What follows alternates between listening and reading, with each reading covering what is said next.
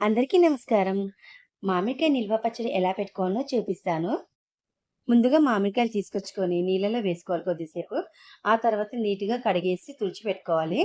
ఇలా ముక్కలు కొట్టే పీట ఉంటుంది కదండీ! ఈ పీటతోని మనకు కావాల్సిన సైజులో ముక్కలు కొట్టేసుకోవాలి. ఒకవేళ మనం కొట్టుకోలేము అంటే బయట కూడా కొట్టించే వాళ్ళున్నారు. కాకపోతే అక్కడంతా మనము మామిడికాయ ముందుగా కడగలేం కదండీ!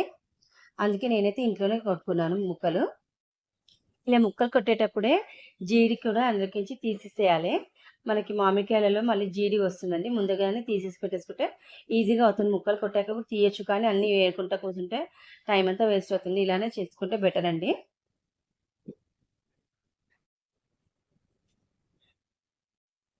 ఆ తర్వాత ఒక గిన్నెలోకి పల్లి నూనె తీసుకోవాలండి. ఈ పచ్చడిలకి పల్లి నూనెనే చాలా బావుంటుంది. రిఫైన్డ్ ఆయిల్ అస్సలు బావుండదండి. పల్లి నూనె వాడాలి. ప్యాకెట్ నూనెలోకించి కొంచెం నూనె పక్కకు తీసించుకొని, మిగతా నూనె అనేది పొయ్యి పైన పెట్టేసి వేడి చేసేసుకోవాలి. ఇలా నూనె వేడయ్యేలోపు మనము ఒక వెడల్పాటి తట్టి తీసుకొని, అందులో మనం ముందుగా చేసించుకున్న అల్లం వెల్లుల్లి పేస్ట్ అనేది వేసేసుకోవాలి. 4 కిలోల మామిడికాయ ముక్కలకు 1 కిలో అల్లం వెల్లుల్లి పేస్ట్ వేసుకోవాలి. అర్ధ కిలో అల్లం, అర్ధ కిలో వెల్లుల్లి అనేది జోకి వేసుకోవాలి. అల్లం వెల్లుల్లి ముద్దను ఇలా తట్టిలో మొత్తము వెడల్పుగా స్ప్రెడ్ చేసేసుకోవాలి.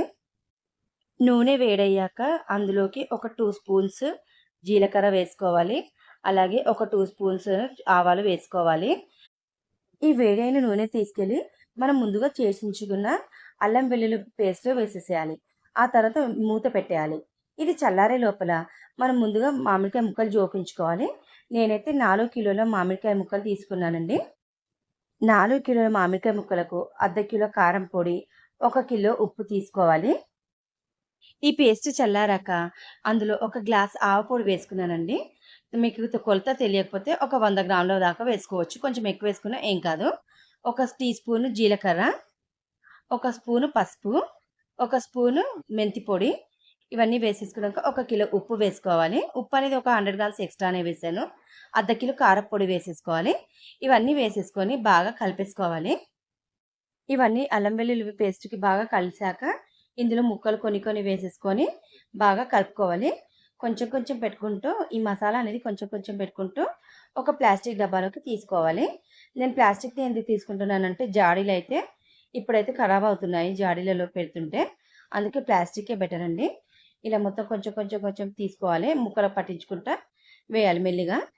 అంతా ఒకేసారి వేయకూడదు. కొంచెం వేసుకోవాలి. ఇలా అంతా వేసేసుకున్నాక అల్లం వెల్లుల్లి మిశ్రమం అనేది ఇంకొంచెం ఉంచుకోవాలి. ఇలా చివరలో పైన ముక్కలు కనపడకుండా ఇలా కవర్ చేసేసుకోవాలి. చూడండి, అంతేనండి, చాలా సింపుల్. మనకి సంవత్సరం అంతా నిల్వ ఉండే మామిడికాయ నిల్వ పచ్చడి రెడీ అండి. దీన్ని మేమైతే అల్లం సోగి అంటామండి. మీరేమంటారో కామెంట్ చేయండి. ఇందాక పక్కన పెట్టుకున్న నూనె ఉంది కదండి, ఆ నూనె మళ్ళీ ఒకసారి పోపు వేసేసుకోవాలి. అందులో జీలకర్ర, ఆవాలు, మెంతులు వేసేసుకొని పైనుంచి వేసేసుకోవాలి. ఈ నూనె అనేది చల్లారాక వేసుకోవాలండి. ఇందాక వేడిది వేసుకున్నాం, ఇది మాత్రం చల్లారాక వేసుకోవాలి. ఇది ఇప్పుడు పక్కన పెట్టేసుకొని మళ్ళీ 2 రోజుల తర్వాత మళ్ళీ ఒకసారి కలపాలి. 2 రోజుల తర్వాత కలపడానికి మళ్ళీ తీసాను. ఇలా బట్ట పెట్టుకుంటే మనకి దుమ్ము పట్టదండి పచ్చడిలో. చూడండి, ఇలా మనం చేతితోనే కలిపేసుకోవాలి. చేయి అనేది బాగా శుభ్రంగా కడిగేసుకొని తుడుచుకొని, పచ్చి ఉండకూడదు, తుడిచేసుకొని చేతితోనే కలపాలి.